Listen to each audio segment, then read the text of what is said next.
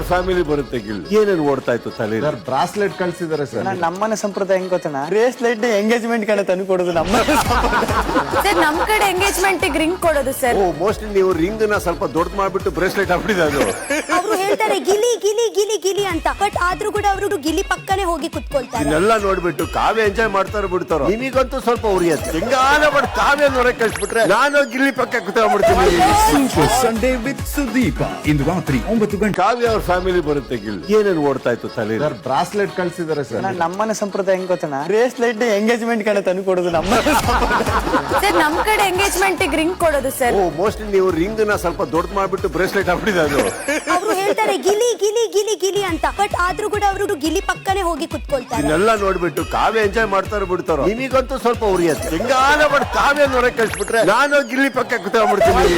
Super Sunday with Sudeep ಇಂದು ರಾತ್ರಿ 9 ಗಂಟೆಗೆ.